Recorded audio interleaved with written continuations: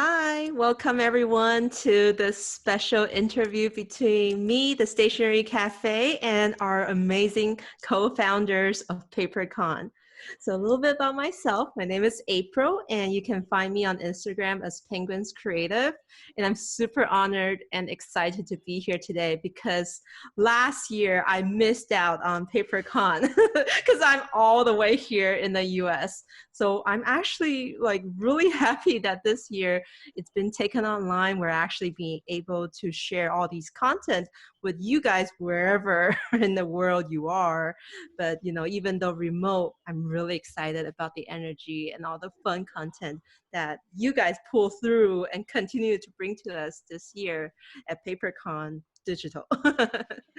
So we have our amazing three co-hosts here today. We have Abbey, who's the artist and creator and the creative mastermind behind Abbey Sy, Always Be Creating. We have Christine. She owns Everyday Explorers Co. And I have bought way too much stickers and stamps from her in the past years. I've known her, which is probably not a very good thing, but but I am the Stationery Cafe, so I have to use stationery. So. And we have Koko, who I'm also meeting for the first time. Apparently, she's the behind-the-scene mastermind of how to put all the strategic and the logistic things together for PaperCon. And I'm really excited to be here today and talk to the three of you about your story behind PaperCon and maybe share a little bit of your creative inspirations to people that are here today. The PaperCon origin story. We always have to start with that. Even on the Stationery Cafe, I always ask you guys, the guest. Actually, Abbey and Christine has been on my podcast for a few episodes. If you guys want to go check out our previous episodes. But this time, let's talk all about PaperCon. This is the second year. Last year, though, how did it even begin? I guess I have to leave it to you guys, whoever wants to try to talk about this. Who wants to take this? CH. We were having dinner. Dinner 3 years ago, and we were just talking about how all these cons are popping up, and then we just said, why not do a paper con, because we love paper. So that started it, but we didn't really start it. Yeah. So cut to next year. Oh, really? So there was this 2 years ago that you guys thought there was a about 1 year gap, I think. Yeah, we had Abbey planned it all out, but we just never made it real. We just had so much fun thinking about what it could be. Mixing inspiration from craft fairs here in the US, because I was telling Koko about, I would sell at craft fairs, but nobody really, it was all ceramic, jewelry, clothes, and I'd have stamps, and it didn't really make sense. So we're like, oh, what if we did one for paper, blah, blah, blah, blah, blah. But yeah, I think we even got an Instagram handle that we wanted to use, and we were like, let's do this, and we never did. Cut to a year later, we were telling Abbey about it, and then Abby's the go-getter. She's like, no, let's get this done. I'm the pusher here. It's let's do this. Yeah. And we had no choice but to do it. Oh my god. Okay, so it's kind of okay, now Abbey sets her mind on it. Everyone has to do it now. Do you guys remember what month specifically? I think it was March last year, because I remember, I don't know, you guys were bringing it up and I was like, why isn't this happening? When are we going to make this happen? And then we sat, we had dinner at the Chinese, wow, so Chinese, right? We had a dinner at the Chinese restaurant, and then we started to talk about this idea, but we weren't sure how to go about it. But eventually we did, and we found ourselves pretty much geared towards specific areas. For example, I'm really into social media and marketing, so I was like, I'm probably gonna do that. And then Christine was more of oh, I do all these graphics and I do branding. I'm like, okay, then she's going to do that. And then Koko is always the great head of logistics, because we are so bad at it. And like she No, manages to get it done. That's amazing because an event is really hard to put together. I personally attended a few here in the US where it's like, over 100 people or even like 1,000 people, not just having everyone in the same place, but also how do one program roll into another. And I can't believe that, right behind this is only like the three of you guys. And obviously you probably have other helps, but how do you even like attempt to like put this together is just beyond my imagination. And Christine, that's very true. There's a lot of craft fair here in the US, but they actually are always like a cluster of all kinds of crafts. And this one, PaperCon, really caters to the specific interest and like hobby, passion, addiction, if you will, of people like us who really like paper products, from notebooks to washi tapes to stickers, and having everything in one place. I remember telling the audience here in the US, it's like a dream come true. It's kind of like PlanetCon. It's kind of like the other cons. It's also like in Taiwan, they have little markets and fairs, but usually, I don't know, like 20 vendors tops or 15 vendors top. But I remember seeing last year from your photos, it was in pavilion. You guys were like, people were going in, right? Like, what was the final attendance? What was the final attendance? I think it was 1402. Yeah, 1,400 plus people. And I remember like it was kind of crazy. Like we were there at 6 o'clock and then the event opened at 10, but so many people already lined up by 7 in the morning. And then when we opened at 10, we were not only the ones swarmed. I think all of the makers told us, because I would go around like, how was it? Like, I was so shocked for like 15 minutes. Everyone was like all over me. Like my personal space is like, I was not prepared. So it was really a swarm of people from up until like noon or like early afternoon. We were really, really shocked with how it turned out actually. I know. It really goes to show there is a market for this kind of thing. And as I said many times, in our stationery community, there's a lot of creators out there that are just kind of in their own niche, and they don't get to shine except for like their little limited audience. But it really is through this kind of event today that everyone is able to be there physically and like touch the objects and like see what's happening. And then not just the audience but the vendors as well. I'm pretty sure you guys had some workshops, right? Like I remember, Abby, you hosted a workshop. I think Rainbow Holic Kyla also visited all the way from she Japan. flew from Japan. And you guys did workshops. So what was that like, doing workshops there with the people? What was some of the main ideas and like the main inspirational topics that you guys wanted to convey? Well, for the workshops, ideally our thought process was like, this has to be related to journaling, because paper, the direct correlation is really journaling. So we invited Kyla to do kawaii journaling, and then apart from kawaii, we were like, okay, maybe we can also do travel journaling, since these are two different topics under journaling. And we also made a space in the venue specifically for tables and chairs, so people could sit and like hang and like just journal. So kind of be in your zone, but also meet other people who are interested in paper.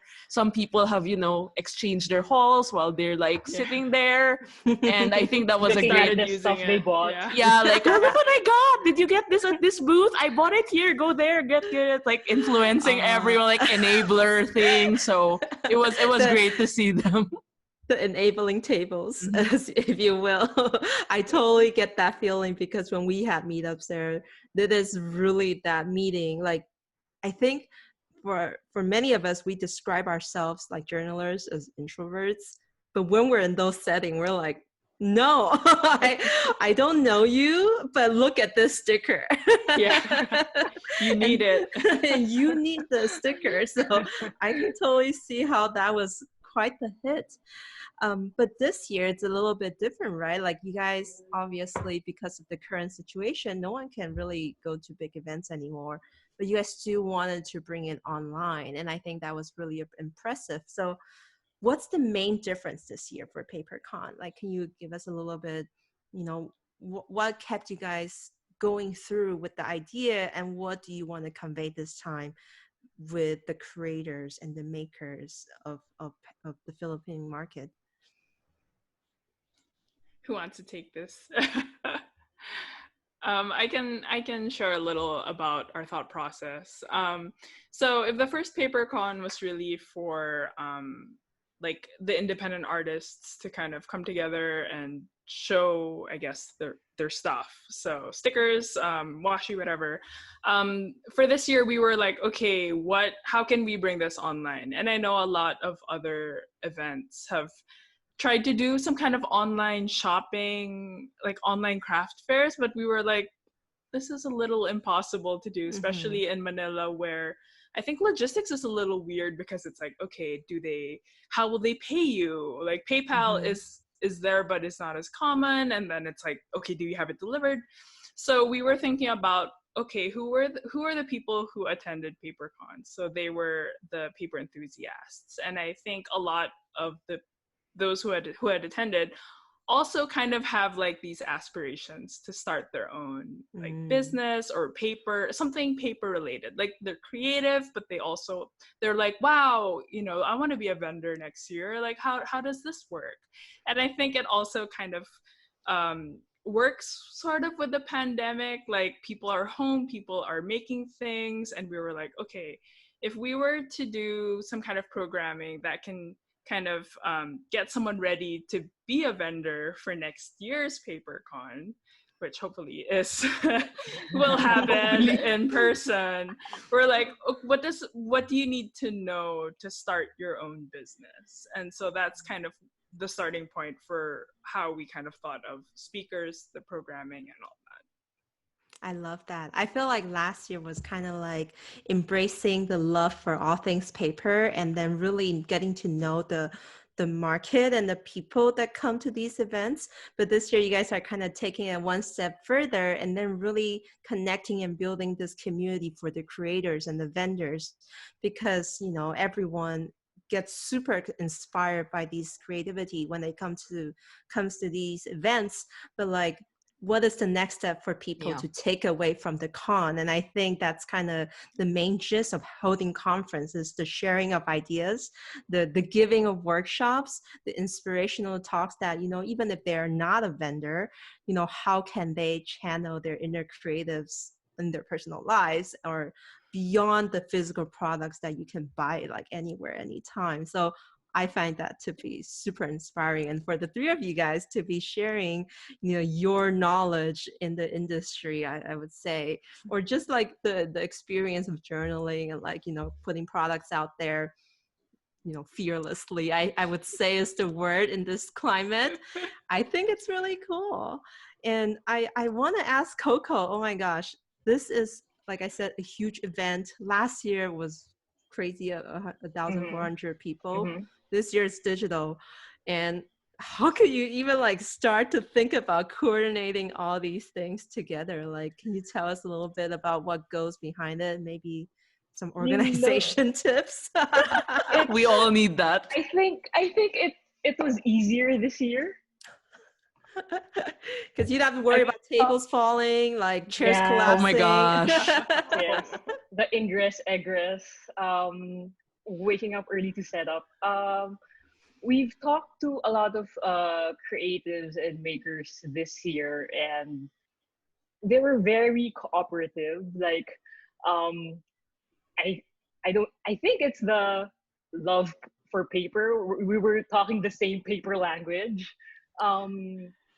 They understood the briefs. They submitted everything on time. Everything was just smooth. Yeah. It wasn't very hard to do.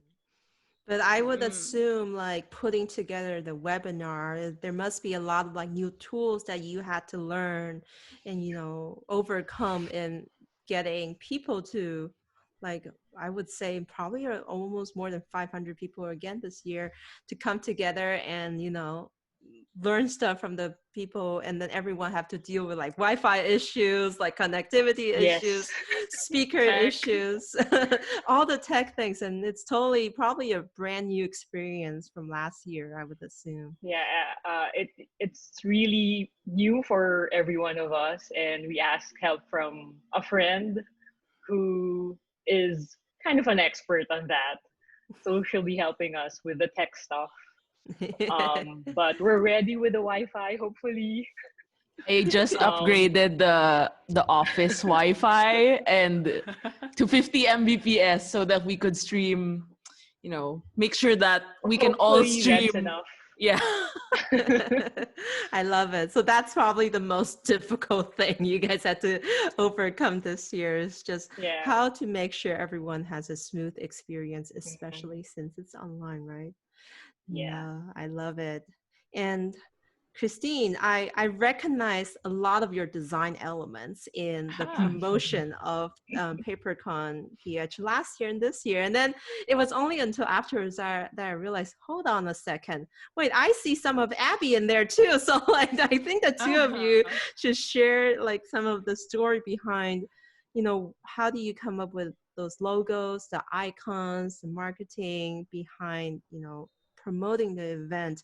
What was it like? Did it start from like just drafts on like a random piece of memo pad, or like do you guys already, how do you go and attack a concept like PaperCon and then turning it into these promotional imageries and like beautiful even like goodies, I guess, last year and this year for people to enjoy? Yeah. Well, I have to say that I get most of my direction from Abbey. What? Which is really? great. I didn't know. Yeah, because for social media, I think Abbey is really much more connected to the kinds of graphics that work. That can stop the scroll. No. You know, things that are interesting, Flattered. like which was great for me because I feel like, okay, just tell me what to design. I'm happy to design it. But figuring out the identity for PaperCon, I think there was also a bit of a challenge because as like Abbey and I are like, we have our own different styles, and it's like, okay, well, how do we come up with something new that is kind of like a collaboration between the three of us, but it can also stand on its own kind of identity, where it's like neutral enough that it's not too much of my work, it's not too much of Abbey's. So we did talk about like, oh, we like this look. I think we did go for a very neutral, like, we love grids. Yeah, we're like, we love grids. This is paper related enough, and it's neutral that we can kind of just play with the colors, and it can kind of take a back seat to I guess all the other art that we wanted to feature, which is like the vendors. So like we kept it really basic, and that's what we were doing with the social media and all. And so I think the nice thing with keeping it basic is you can kind of have more fun with it. More flexibility in the overall execution if you have to merge it with all the creators out there who has like widely different styles, right? Yeah. That's awesome. Last year was a very like nice chick yellow like overall theme. This year it's kind of like, I guess it's like the flag colors of Philippines. Or like primary. Ooh, kind of like I didn't realize colors. that. I didn't think of the flag. That's a great idea. I didn't realize that. Accidental observation there. Yeah, it's very. But it's all like, our basic. favorite colors. Yeah. Oh yeah. Actually, like when we were like, because we were like, okay, we like the yellow from last year, but it seemed very yellowy. Is there such thing? So we were like looking at, we had a Pinterest board and we were looking at, I remember like sharing also with Koko and Christine, like, hey guys, did you see like the Color Factory branding? It's really nice. Like it has a lot of, also me and Christine went to Color Factory in New York last year. Oh my gosh, that was last year. No, 2 years ago. And then we were like, the colors really looked great and it was very bright. And we were like, maybe we can use primary colors and make them very, you know, uniform and just I guess inclusive in some way because they're and then we added the green just because red, blue, yellow, green. I don't know. Sure. Orange. Sure, orange. But we sort of tweaked the yellow to become more warm, I think. And I think it's a great, like me and Christine, we have that kind of yellow at our own brands. And I think that's very interesting as well because we have that yellow also standing on its own for PaperCon this year. I love that. Putting in elements that, that you guys identify with, and then also experimenting with like new palettes there. And I also like how you guys said, like, it's when it's hard to choose, just choose the colors that you like the most, like I think that really also applies to many other decisions in design. It's like, you always just design what you like the most, right? Yeah. And that's going to appeal at least to you and like maybe a few others like you. So I like that a lot. Well, I love that. Is there like anything super memorable from last year's event that you guys wanted to share on a like story of maybe people you've met during PaperCon? Were there people like from out of your country that went to PaperCon? Like, oh, there's this giant paper fair, I want to go, that sort of stuff, or you're just like, oh my gosh, this is so unexpected. I did not expect to see a person like this here at the event. Mostly that. Mostly, where'd all these people come from? Like, I didn't know there were so many people around you. Like moms there are a lot with of their moms kids. And kids coming in. Yeah.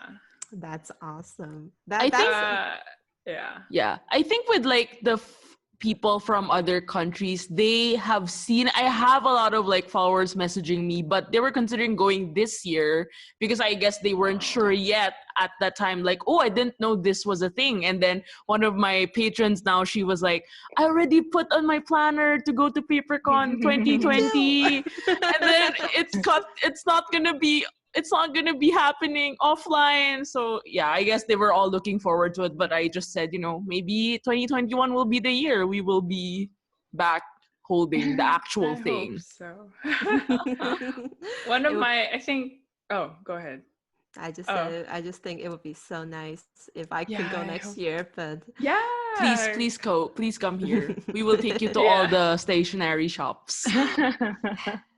Yes, that's the main goal. And I think it's so great that this year you guys introduced the Makers Directory, because in a way, even though people don't have the actual experience of like, being able to be there and like pick out things they like, looking at the Makers Directory really allows you to kind of like, oh, so there's actually this artist that I don't know, a chance to step outside of your Instagram circle and like find new creators. And I think that's really is what's, you guys kept the soul PaperCon, even though the content is a little bit different this year, but there's still that base and foundation of that stationery and paper love there through promoting the creators in the Philippines. So love that about this event. And I think on a change of tone, I would love to talk a little bit about, you guys as co-founders, and then at the same time, kind of having your own stuff, right? Like, you guys, Abbey and Christine are both independent creators, and Koko, you work in publishing, you work with creatives all the time. And I think one of the most special element in today's world is that you're no longer the lonely artist. You're no longer the locked up in the house studio, kind of like starving, struggling creative. There's actually a huge community that really sets you up for success. And, if you make a good enough a product, that's not, enough to make it in the market. If you don't have the engagement, if you don't actually build up the relationship with, your audience, I'm not even going to say customer, but like audience in general. So, I would love for each of you to kind of share a little bit about the relationship between the creative things that you do and the community that you surround yourself with. So maybe Abby, why don't you start? I know you dip your toe in like all the platforms that I know it's a of. lot. It's a lot. I mean, I guess like when I was starting, and this is also something that I'm going to talk about in my webinar with creating content. When I started creating content and was on Instagram like 5 years ago, I was barely just out. I was just posting random stuff, and then when it transformed, when I started to publish books, I had to market it, but I wasn't in that frame of mind to convince people to buy it. I guess as someone who just goes on the internet, you see like, oh, I want to do this, I want to try it. And I think that's how it started, and it organically grew. And I guess I never found it to be a community because I always feel like I don't want to lead a community. I'm not, I guess I'm leader quality, but I just don't want to be up there and then everyone else is down. That's not really my intention. And I really want to shed light on a lot of different people and how they approach lettering, journaling, and I think that's how I ultimately developed the community. But I think these past few months it's been a lot because I have the Facebook group, and then I also started Patreon a few months back, and then I also have YouTube. So every one of them have, each group of audiences have their own specific preferences. Like someone wants to learn more about, they're actually the ones at the back with my post-it there. I was like writing all of the stuff that they wanted to see from me, and I always try to approach it in a way that's more inclusive for everyone to get a certain kind of knowledge that feels more accessible. Because when I started with my journey as a creative, I did not have any answers. I Googled some of them, but you know, I experienced some of them, but it was really hard to find a set of people to ask these questions. Well, now I have Koko and Christine, but before it was really hard. And with the community, I really aim to inspire and educate them, not just the inspiration part, because everyone can be inspired, but the taking action part for me is more important. Like I always say, ideas are great, but if you can make them happen, then that's even better, because you know, you move somewhere and you move forward with your own creative journey. I love that. Which platform do you kind of like find the engagement is the most? I guess this is kind of like a business, like inside of your own. Like, which one do you like enjoy the most? Converts? Let's say, like, which one? What converts? Well, honestly, Patreon has been really, really one of the best things I did this year, because super interactive. Yeah, right? it's super interactive, and I always love seeing my patrons. Usually at the end of the month. Oh, you guys, I will see you at the end of the month. So, and it's a really great way to connect with everyone, because I feel like they really have a general interest in what I do, and sometimes I like sharing also random updates, and it's kind of my safe space as well. But everywhere else, I still enjoy sharing different aspects and seeing what they expect from me and what I can do to help them, but also try to figure out if I want to do the work. So it's like has kind of like a Venn diagram, like has to be in the middle. And I love that you also have the passive community where you do the monthly challenges. So, you know, those are people that not necessarily interact with you, but occasionally on Instagram, you're like, you come across your hashtag, you know, always they spam a lot of, I was like, oh, I didn't know they actually did like a whole month of like 20 prompts. And it's really, really amazing how they can get creative in their own way and express it online. And I think that's a great way to kind of like bind together your journaling spreads and like kind of see what other people or how other people are translating your spreads or prompts into. And then, you know, that sparks a conversation and that's engagement on the platform. I love that. Well, Christine, I feel like you had like a different approach because you're not just kind of like on your own. You actually have a team working with you, right? Like to create these amazing social media worthy, Instagram worthy photos of your, the stamps that you churn out every month or so. Tell us a little bit about that.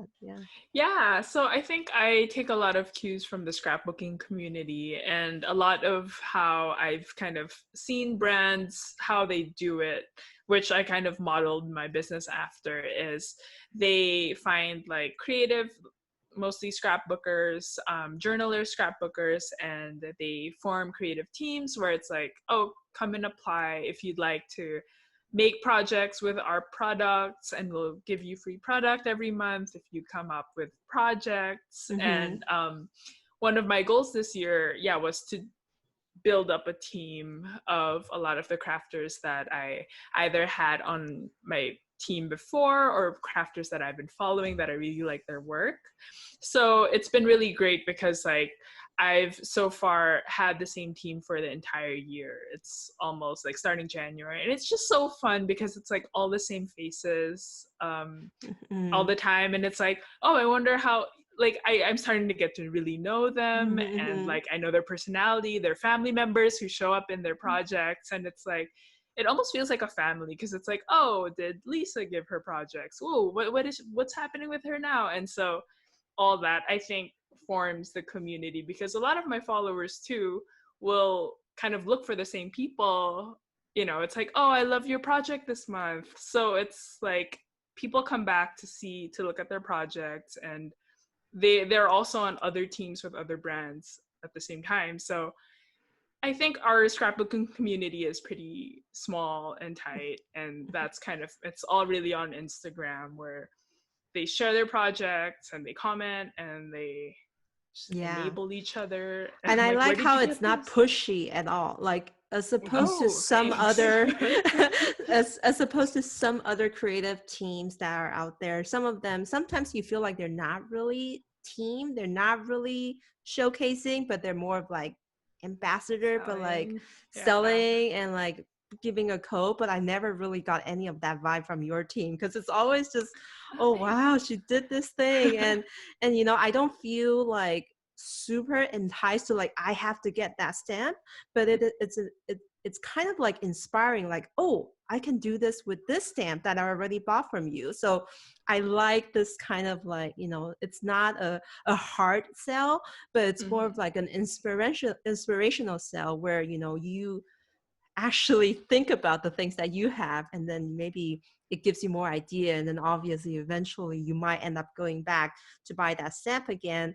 But it's a longer process, but it's the one that stays longer, if you know what I mean, like for people who really like enjoy the process instead of like the fast marketing, or like what's the other one, scarcity sale, like limited edition. Like, get it now. I know these kinds, like they don't last long, and I really think that the way the two of you has been building the community with the brand and with the product is really more long lasting, because you kind of allow you to have that nurture phase with your audience, like, come take a look, come try it out, like do this with me, let me share some of these ideas with you, and if you're interested, you can come check out my shop.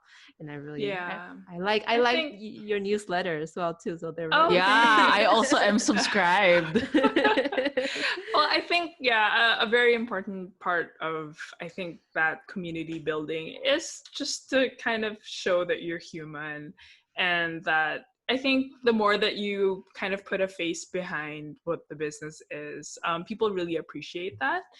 And I think that might also be one of my challenges too, because I leave a lot of the creative work to my creative team, and I'm like, make something nice. But I'm always like, oh, maybe I should be showing my face a little bit, or talking about like my inspiration behind the stamp or whatnot. So that's something I'm working on. But yeah, I think it's really important to kind of show, I guess, the heart behind like take a little bit of a page from Abby's book, because on her lens on Patreon. Oh my gosh, do you watch my lens, April? Of course I do. She goes I overshare. I love it though. It's just so personal, and I love looking at the lens of the Patreon creators because sometimes it's not even about product. You're just like chatting with us like through the screen. And I think with Instagram Story, if obviously Christine, you're not on Patreon, but maybe through Instagram Story that would be a good way. Or maybe, ooh, have you guys ever tried like Instagram takeovers where like the teams, I've seen it in other brands, Yeah. but like Yeah, some yeah. teams take over your Instagram and like share a little bit about their day through Instagram stories. So these are all kind of like fun ways, I think, to do TH social is media. taking notes. Yeah, I'm like, Yes. Well, you two are the creator, but Koko, you're like the creator of the creators, right? You're kind of like in the community. You're looking and engaging with these brands out there, and finding the gem and the treasure. And Abby tells me that every time they had ideas, they always kind of like come to you and be like, okay, Koko, what's the vibe of this? She Like, gives the verdict. She's always like, it's a go, it's a no. yeah. I'm like, will anyone buy this at this price? Koko knows. I love that, and I would love to kind of hear about your part of the story, like on your side of this relationship. Like, what do you look for when you're kind of looking at these creatives out there, and what would catch your attention more? So we look at the trends. Well, that's what happened with Abby. We were looking for someone. Well, that at that time, was that 5 years ago? Yes, 5 years ago. Lettering and calligraphy was super hot back then, and I was talking Hot. to yes, an editor friend, and said we wanted to do a calligraphy book, and she said, why not do a lettering book instead, because it's more general. You just need a pencil or a pen. You don't need a calligraphy pen. So okay, I'm open to that idea. She suggested Abby. So I took a look at her Instagram and I said, "Oh, they're very nice. She's very good." So we set up a meeting with her, and then That's funny. Like you kind of knew Coco, and then Coco was like, "Oh, Abby's stuff is amazing. Let's see if we can make this into a product." And you guys kind of jumped on the early part of the trend because it's really blown up. Like your prediction was so accurate. This is kind of what people look for, and surprisingly very sustainable. Like this hobby did not diminish over time, and in fact people nowadays are still clinging on to that like analog feeling of working with a pen and a paper. And I think the key part about that trend is that you said that you're looking for something that most people can do, because calligraphy, even though popular, it's hard for I people to can't do learn. calligraphy, April. I'm so bad at it. I cannot either. Yeah. So I think that's so cool that you kind of Mhm. like took the idea, right? You saw this trend, but then you also think about, okay, if I had to, oh, I guess this like signs like if I had It's to more dump. relatable to everyone, I think. I almost said the very bad, like the other way. I was saying dump down, dumb down the calligraphy. If more people can relate to it, then that's what we Sorry. want. Easier to start and easier to learn. That's a better way Lower to say barrier it. to entry. Yes. I love that. And so that was brush lettering, that was like lettering and drawing in general. And throughout these 5 years, what else do you like kind of like look for and see in the creators market? Maybe like just from last year's PaperCon, what was something that you like was really like sparking your interest? Mm, I think journaling and planners are still very much in. A lot of people have been wondering if they'll still buy or produce planners for next year, and I think there's still a demand. I mean, maybe it diminished a little, but they're still there. Me myself, I still use a planner, and I think I've used this year's planner more than the past years. Oh, because of the way people has to change how they work, you're kind of actually using it more. I found it funny. There was like last year, end of 2019, the need for planners like this, and then March, like nope. Like what planner? Toss And all my the memes that came planners. out. But then surprisingly, here we are in September planner season, and then it's like, oh, it's all I hear people talk about again. And so you're right. I think planner is still a big deal. And I think it's also, people kind of feeling like it's the end of the world and like digital is not reliable anymore. Like I want to like drive my, sorry, that was a very pessimistic take on this, but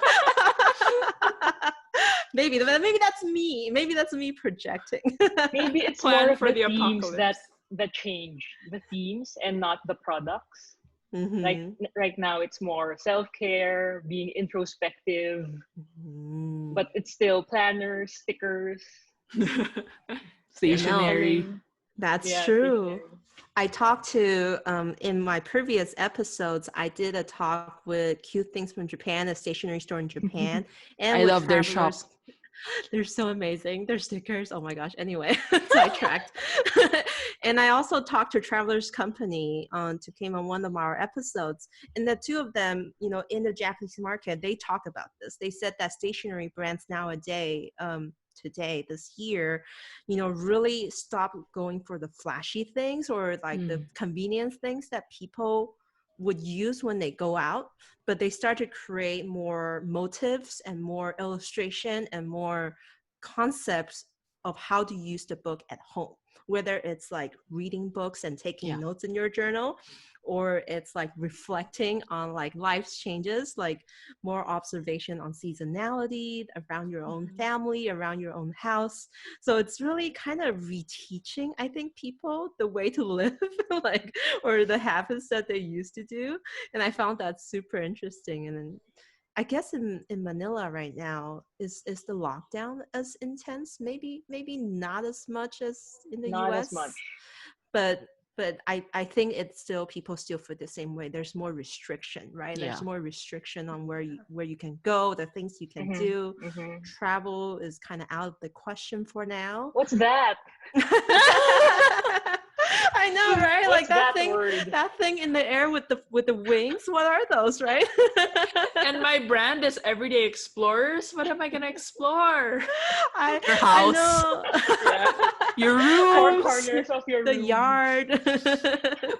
Your plants. See, Christine, this is where it really comes down to you started creating these stamps about staying at home. You started creating these stamps about like reflecting on the little success, the little wins, the small victories around, the confines of the house.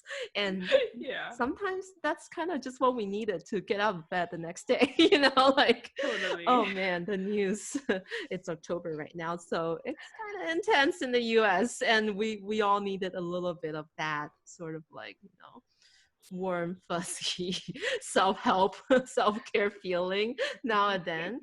So I think, Koko, that's really true. Maybe people, hop on the planner train. I think there's a lot more to explore out there. And over at the Stationery Cafe, we never run out of topic to talk about when it comes to planners and stationery. I love that. Well, I run a podcast, obviously, and for me, my community is like the audience, right, that comes to and listen. And actually, most of the time, I don't know who they are because it's not exactly a platform that I can track. But, the way I kind of reach out to my community is kind of similar to Abby. I create a Facebook group where, if you listen to this podcast, why don't you come join me so I can kind of see who you guys are? And I love asking people who enter, oh, how did you hear about me? Because it's so, ambiguous out there in like the sound wave world. And then surprisingly, in that community, I see people outside of my usual circle. I'm kind of active in the Hobonichi users group, kind of active in the Travelers Notebook group.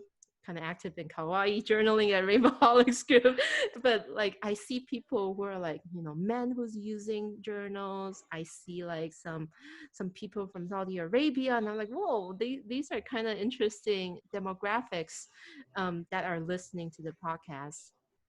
It kind of gives proof and evidence that the stationery hobby is really worldwide. But yeah, it's probably universal.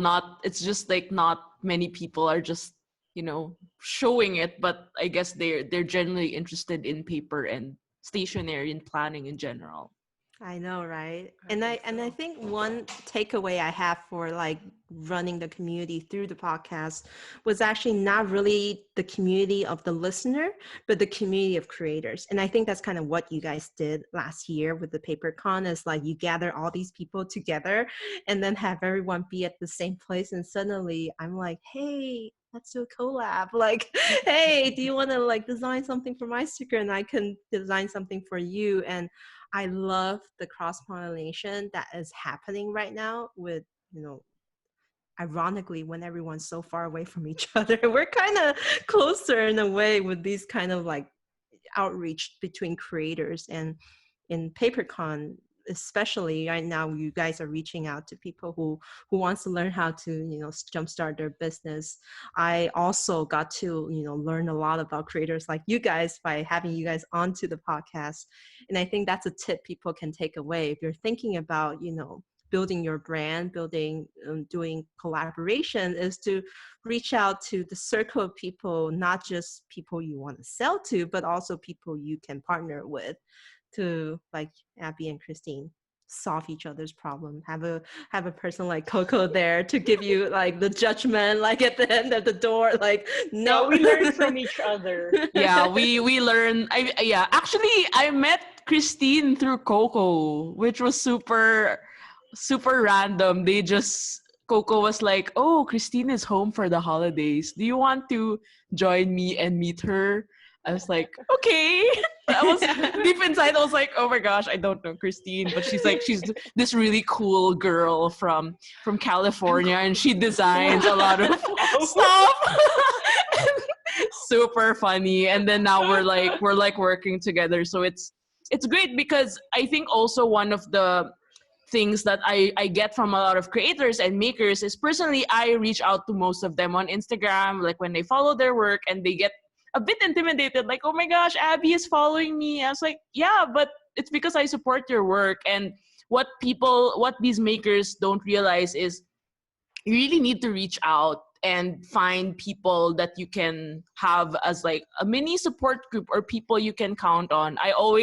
Me and Christine, we always have like random chats like, did you see this product, la la la, or like, I need help with la la la, what domain do you think I should get? And I have a lot of other small business owners that we also do these random rants about business and work, and sometimes other people can help you solve your problems, and it's a great way to just help each other out. And I think we're not doing this to just, you know, compete with everyone else. It's really like a community where you can help each other and support each other and be more like a family, like what Christine was saying, like family, and be more bound, why, like a book, like being more tied in together with the whole idea of like, we're all making stickers, making planners, making journals, and we're all enjoying the process. And I think that's what's really great about building the community online.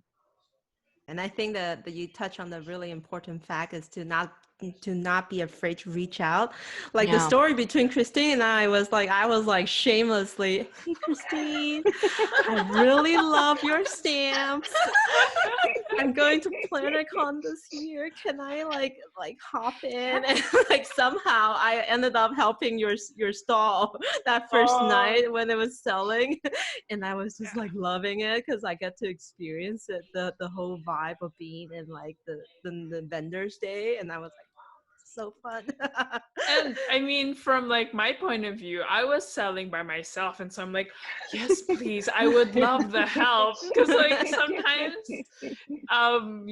like it works, because I'm like, oh my God, I'm not alone. I know. So far, all my experiences of reaching out to people, to strangers on Instagram, has not strayed me yet, but do your due diligence and like do your research, before you talk to people, understand what they do, kind of like, I think a helpful way to reach out and ask for collab is always think about like, what can I do for you? And that would be I think that's usually the fastest way to get a collab is like, when you try to not think about like, what am I going to profit from this collaboration? And in fact, offer something to them because, it's a partnership. You want both sides to win. So that's usually how I go about, asking people to come onto my podcast. Because most of the time it's pure selfishness. Like, I want to learn about you, but I think people want to learn about you. So like, that kind of the different ways to go about projects and creativity. Speaking of creativity, I want to talk about the word creative. And I feel like we use this word a lot in our life. You guys, all of you guys. I would love to just throw this out there. And what is the word creative to you? And like, if you wanted to give people who are in like a journaling slump or a product creating slump, like what are your tips to staying creative and staying inspired? Like, is there any like practical exercise that we can kind of learn from this talk? That's hard. Well, then Christine first. Well, I think, for me, creativity is just thinking different. I think, I know that's like so overused, but, and I mentioned this in my talk, but like, when you come up with products, I feel like the creative way to think about it is always like kind of looking at what's out there and seeing what's out there and being like, okay, how can I make mine different? And that's so, I feel like this is so like overused, but it's always the thinking beyond. For me, is what the challenge to think beyond is kind of, I feel like, what keeps me creative, because it's like, it's very easy to copy. It's very easy to see, oh, this is trendy, let me just slap this on the front of a notebook and call it done. Mm-hmm. But like, creativity kind of takes you going, okay, this has been done, so that means I can't do it this way, but what can I add to it, or what can I take out so that it's something different, something new that I can try, because sometimes that new thing doesn't always work. But I think that's always the first step for me. Like, a lot of my crazy good ideas always come from that. It's always, okay, but how else can I make it different? How else? And then, I like that you have the practical way of like adding to the stuff or deducting from stuff. Like, take a piece and like you remove a chunk and see what that looks like, or add a little bit and see what that looks like. And I think that's a very nice iterative way to go about like thinking about products or thinking about challenges. What about you, Koko? Like, what is creative to you when it comes to looking for the next new thing in the publishing industry? Well, for me, being creative doesn't necessarily mean that you paint an artwork or something. It could be doing regular everyday things, but putting your personal touch to it. Like, it could be an everyday chore that you do, and then like there's a hack or a shortcut that you put into it that will make that chore easier for you to do and more enjoyable. Is that what you do? Yes. I like that. I like how Koko has like the more operative mindset to creative. Like, how can I be more efficient and like more clean and more like fast and like more easy? And I think that's a good way to think about it. Like, I think in a way, creativity is simplifying, the mess in your mind. I guess, like, how can I distill something that's from everything that exists out there, and how to make it my own, right? Well, Abby, you're I will just add.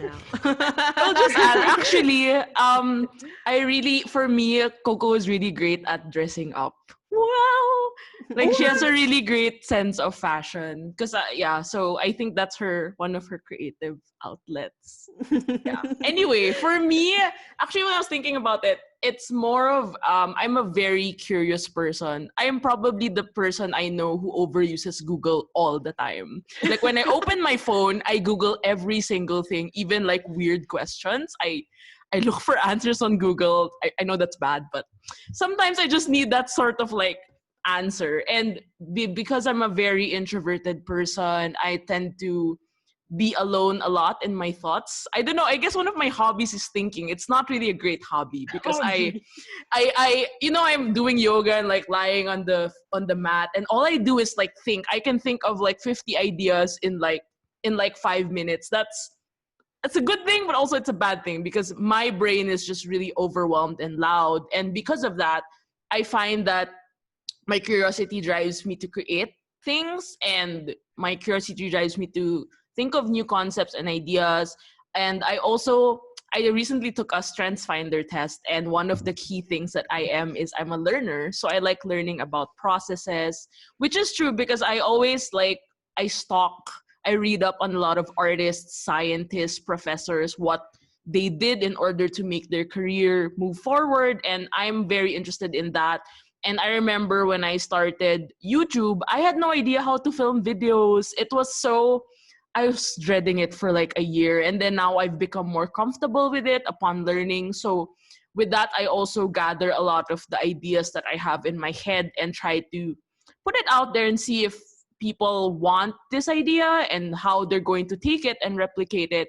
I remember I did a recent video on like creative journaling ideas to try, and then I did like a coffee log spread, and so many people messaged me like, this is so great, I never thought of logging coffee. And then they're also going to do it to their milk tea, like their boba log, their tea log. And I just found it interesting because I always want to find things that are outside what is usually known of.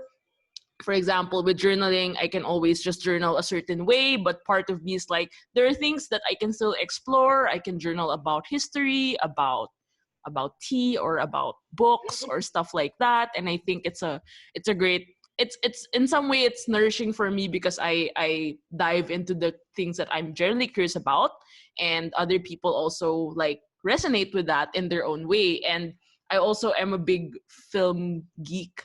Films, music, books, these are things that if I feel really, really drained and I just want to spend the day doing nothing, I just watch a random documentary or a weird they're not all weird, but they're like not the typical genres like rom-com. I usually watch like documentaries or like biopics and things like these, and they really help me look at things differently and have a different perspective. And I try to just channel I don't know if in some way it relates, like the films I watch don't necessarily relate to what I journal about, but I guess my thinking process sort of like refines itself. I don't know what's happening inside this brain. Someday I don't know the storage. Of your head, you're like this serial killer and like needs to go into oh my god, journaling. And planning. I'm so inspired by you though. I feel like if I follow your method, all my journaling is going to be about tacos and like the chef show, because that's the only I thing love I the watch chef show. on Yeah, Netflix. yeah. Like I feel like I'm not as well read, and I'm like my movie genre is very limited because I'm afraid of horror. I'm going to send you. I'm gonna send you like a list of. I'm also afraid of horror, but I really like biopics and like movies about Steve Jobs, things like these, like Walt Disney. Yeah. I like diving into their process and taking inspiration from them. That's awesome. I think that's a great suggestion for people who wants to like kind of expand their brain width, if that's even a term, like to brain width and storage. I don't know how many gig is like inside. I like that. 10 terabytes. 10 terabytes. Just 10? Wow. And then what was mine? 32 gigabytes? Like that's like the old school hard drive. I think that's so inspiring. And I feel like for people who wants to really like step out of their comfort zone, I think what you guys all just shared is really I think it's practical in their own way for people who wants to, absorb new information, go the Abbey route. For those who wants to like try something different, Christine's route. And then for those people who kind of like put a spin on the way that's existing, I think that's also very clever.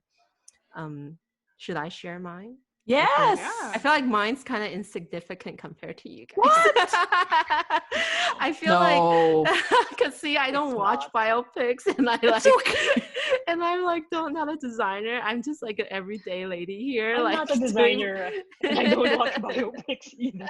I know, right? That's only me. Is creative. I feel Everyone like is Abby's creative. Abby's the little denominator. No, sorry, over there.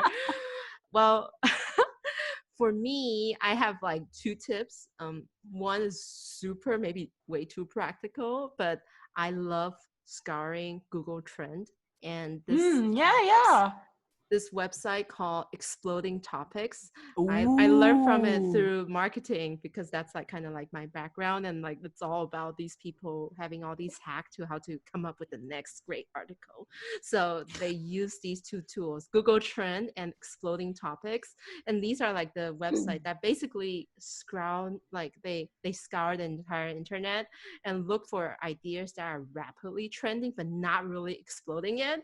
So I'm on it right now, and here I see squat-proof leggings. Ooh, cool. Do you know how like when you do yoga right now during the pandemic, and like your leggings kind of stretches out near your butt, like all that kind of stuff, and it just suddenly gave me all these great imagery of what to do for like a girl attempting yoga in these like overly tight like leggings.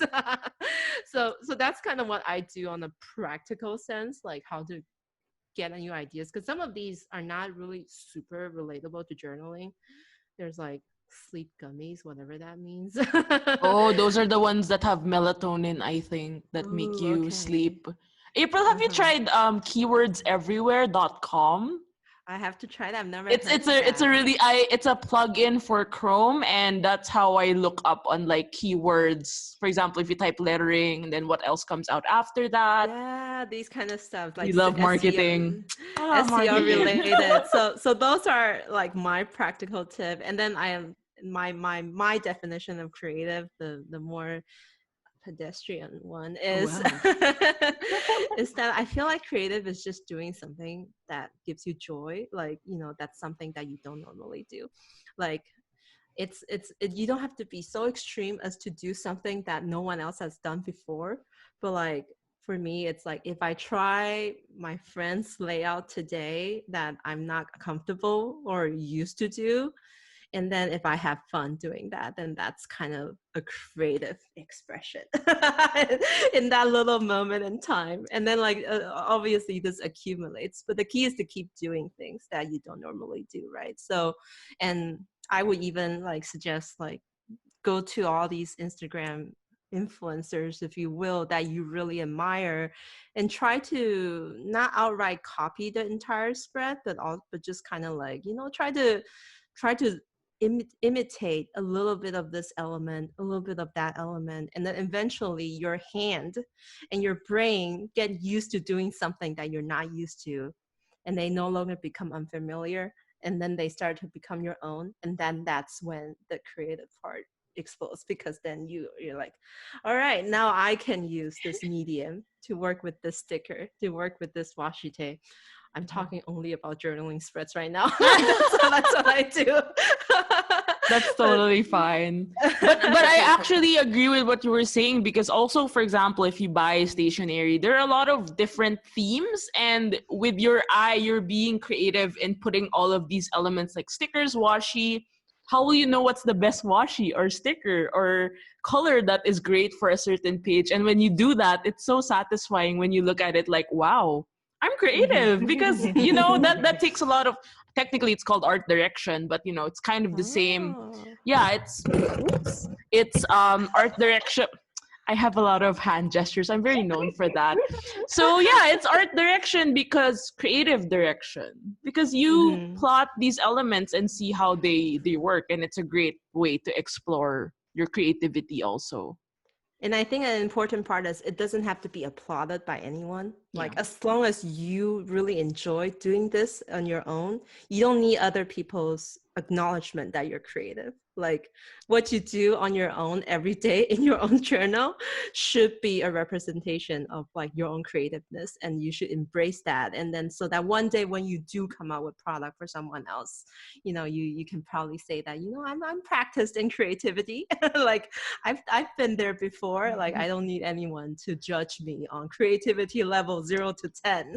I think that's a great point to say, because a lot of the makers and people I know, or like some artists, don't call themselves creative, and then they wait for people to like their posts on Instagram before they can say that they're creative. And I think what's lacking is at the start, you always have to acknowledge that you yourself, I mean, everyone's creative, and you really have to own that, because if you don't own it, who else will? No one's supposed to tell you that you're creative. It's really supposed to be a self-realization, actualization kind of thing.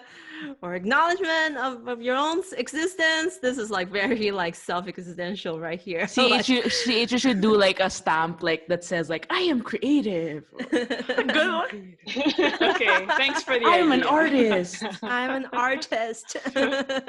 Not starving, you know, like that kind of stuff. Always eating.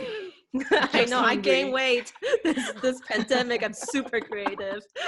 Like that sort of stuff. I love it. Well, I love that you guys all share kind of your interpretation of creativity, of like, you know, putting together PaperCon. Now, kind of let's talk about the subject of stationery, because that's what I like the most. Can you, all of you, kind of like, you know, share one like kind of trend that you kind of see in this year's PaperCon, or like just in general this year's stationery world? What are some of your favorites out there? That's hard. I keep saying that. Okay, so I'll start.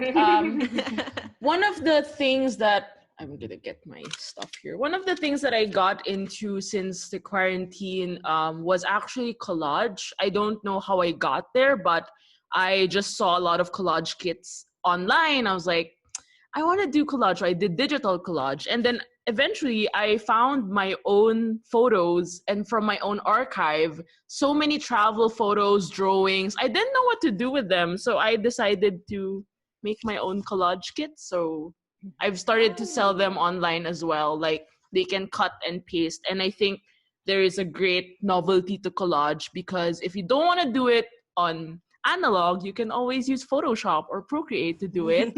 And with analog, though, I personally prefer analog, because what I do is, instead of printing it out on paper and having it to glue it, I print that out on sticker sheets, so it's easier. So you just cut it and stick it, and like you don't have to even like, you know, get all this crinkly stuff with the glue on the opposite page, so stuff like that. So I've been working on that, but I'm still figuring out how is a great way to approach it, because collage is also a bit complicated with like the elements, which one goes where, and that's something I'm trying to work through. And I really enjoy it. A lot of the users who have been doing the journaling challenge, they also started getting into collage, because I gave some freebies during the start of the quarantine, and they really, really have started it. And I think it's interesting because not only, I guess most people also think like, I have to buy so much stationery to start journaling, but if you have a lot of magazines, newspapers, or old stuff at home, this was how I cleaned out my magazines. I started cutting and like pasting everything, and it's a great creative exercise as well. So I know it's kind of like the Traveler's Notebook, where, you know, myself included, I have all these stickers, all these elements, but why am I at this restaurant trying to cut a piece of their napkin, you know, like for the logo? Exactly. It's part of it. I totally get that. That's super cool. I think collaging is on the rise. Like I myself usually run into the trouble of like, am I creating a garden here or a bush? Like seriously, how much flowers do I have to put on this? Or this leaf looks so out of place, but let's just add 5 more, you know, like that kind of questions. Well, Koko, what do you think? What is your favorite stationery recently? There's a an online seller called Design Patch Studio.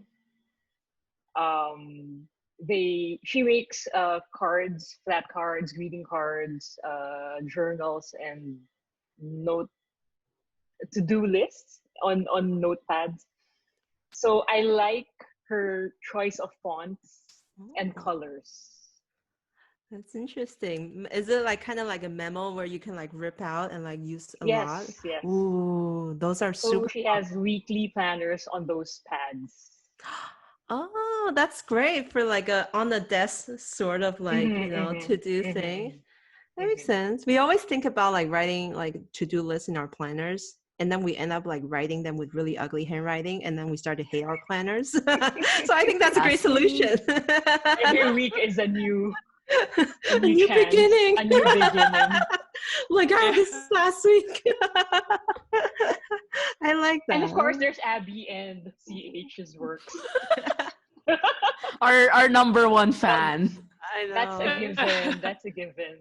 I love that. What about you, Christine? What have you been really into lately?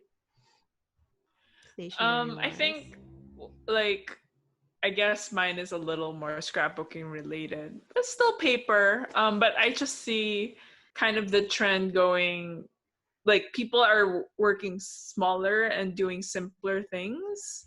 Like we do simpler projects, but we still love to hoard. So yeah, like we still need all the supplies, but the surface it goes onto gets simpler and smaller. So like even with the scrapbooking world, like pages used to be like 12 by 12 and then 8.5 by 11, and then now people are really like working on TN size or even little pocket notebooks or Project Life cards that the cards small. are like super small.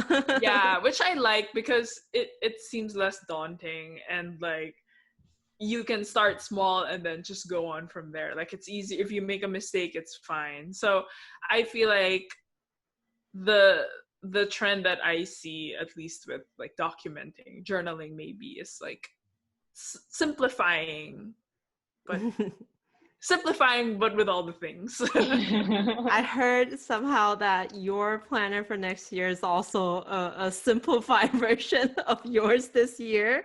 Is that true? Like size wise, your let's explorers journal. Oh yeah, I'm making it slightly smaller. My planner for next year, and I'm also coming out with like smaller notebooks. So I used to have a lot of TN size, and now I'm working with 4x6, which I think is like a really fun size. Koko really likes that size. Koko's favorite size. Yeah, 4x6 is very manageable. A check approved. Yeah. Thank you. One customer. Oh, 2 here. I would love to Three. hear that. We're like a little self-help group here. I sold 3 notebooks. Just Yes. but yeah. That's interesting. So 4x6, and they're kind of like different layouts, or like this size. ooh, sneak peek. Product sneak peek. Product sneak peek. Product closer. placement. Yeah, so it's little 4x6 notebook. You saw it here first. Sneak peek. That's But yeah. awesome. Is that kind of your system for next year? My next question for you all is, what planners are you guys using in 2021? So what's your system for next year? Well, I'm just using my Everyday Explorers. Love your own. Planner. Someone's got to use it, even if it's still being made. I'm super excited because like I love the layout you have for the past 2 years. It's always very like project oriented. There's a lot of like reflection page before and after the month, which I think is a thing that I never really get until this year. This year was the year where It's like, oh yes. let's look back at life, like there's fires everywhere. Like where am I at in life? Like I think this Every week feels like a year. this is the year I really get to understand what Right? reflection means. So I feel like your planner is going to be really relevant next year. That's exciting. I can't wait to see. Well, Koko, are you using any planner this year? Like, what's Yes, I'm using a planner this year. I don't know what the brand is. Sorry. Okay. It was No. I know it was made for a local bookstore, so I know where to get it if they still produce it. But anyway, it's a weekly and daily planner in one. Like it's a mutant. So every week starts with the weekly layout on the left side, and then the following pages are all daily pages. Oh. Yeah, so it's kind of thick, but it's okay because I don't have work to lug it around. It just stays on the table. So I put all my to-do lists on the weekly layout, and then all my notes from the daily meetings on the daily pages.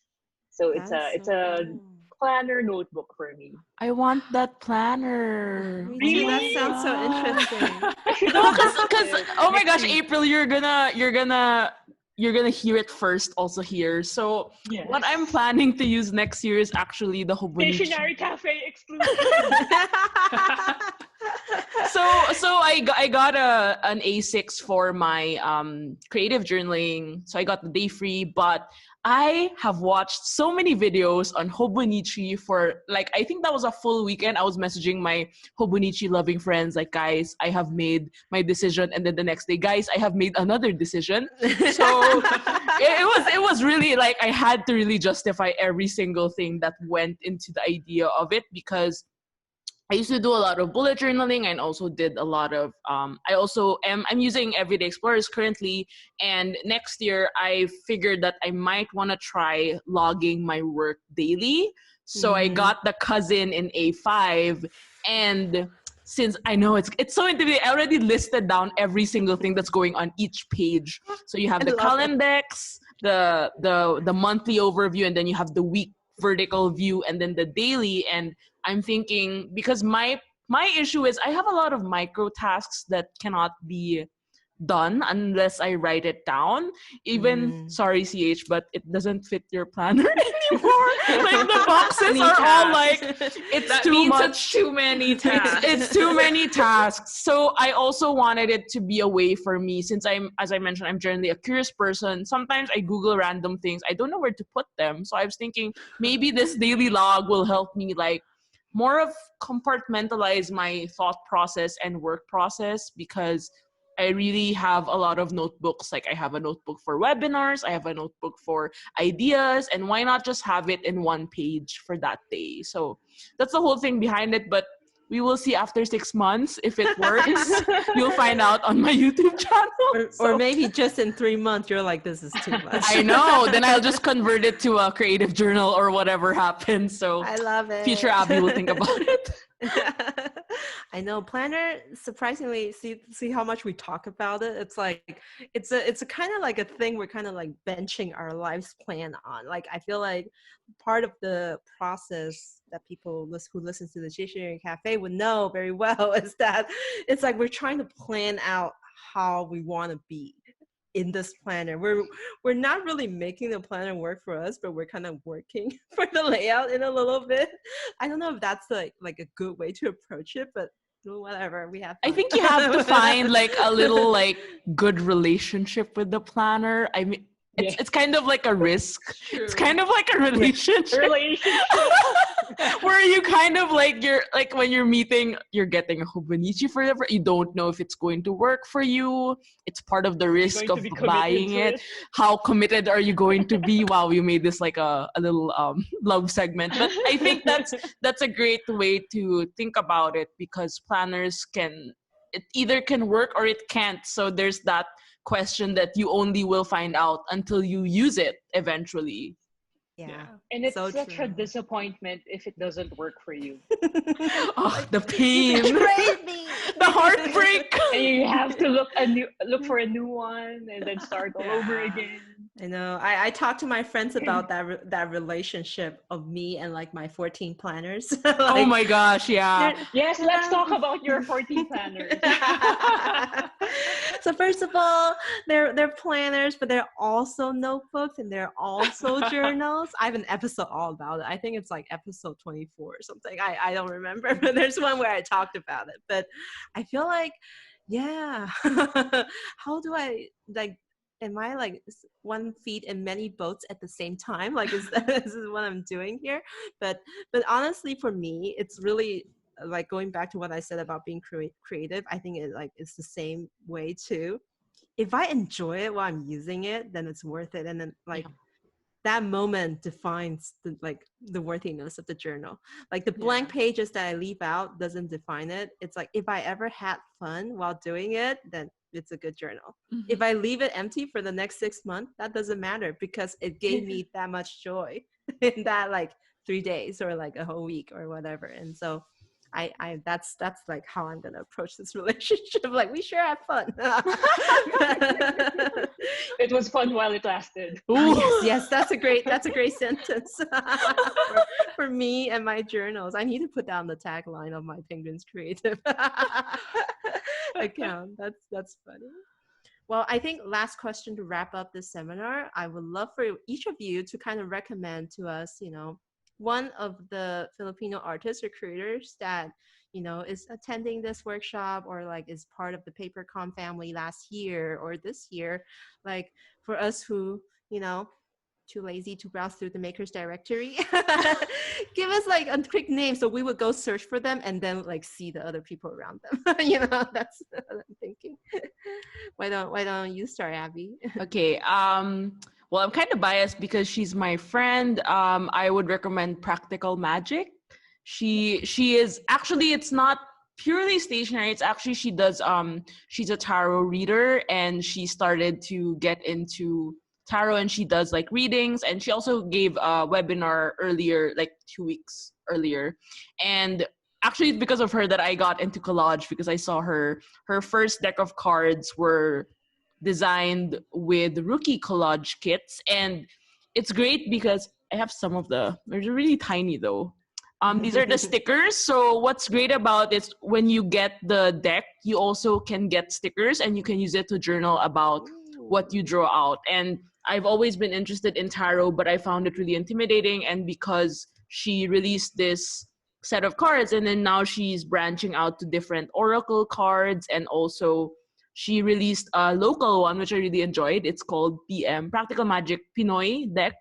And I always allot a certain few pages in my month's journal to write about my tarot. Like, it's a way also for self-discovery for me, although it's very like magical and a lot of people are still like not familiar with the woo-woo culture and stuff like that. It's like so witchy. Well, it's not really witchy, but I think it's a great way to generally connect with myself. So I've been doing different ways. So it's a really great, I find it really aligned with also like I do yoga, and then I like this whole wellness thing, and tarot really fits well in journaling for me. So I would recommend checking out her stuff and get into that zone as well.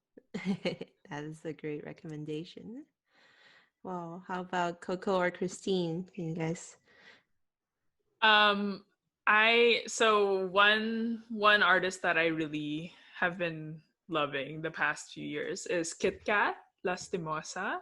Her Instagram is Shop Daymaker. So the name of her shop is Daymaker, and she does planner stickers. And she's also a graphic designer. So I feel like she's so creative when it comes to like, I just guess her output is just amazing. Like everything she makes, I think is so cute. And so I think on trend, but also different enough. Yeah. So Kit Kat Shop Daymaker. Check her out. And Koko? I feel like your word is magic, is gold. Like wherever you are points is gonna make millions. No, just kidding. I've mentioned Design Hatch Studio earlier. There's also one illustrator called Hey Maddie. She illustrates scenes from Japan. store facade, and it's so intricate. You have to see it. It's mind-boggling. I don't know where she begins and ends her lines. I think I've seen her work. I saw it featured in one of your tiles through the PaperCon feed. It's like black and white, and then it's kind of that Japanese storefront, but kind of in like a fun perspective.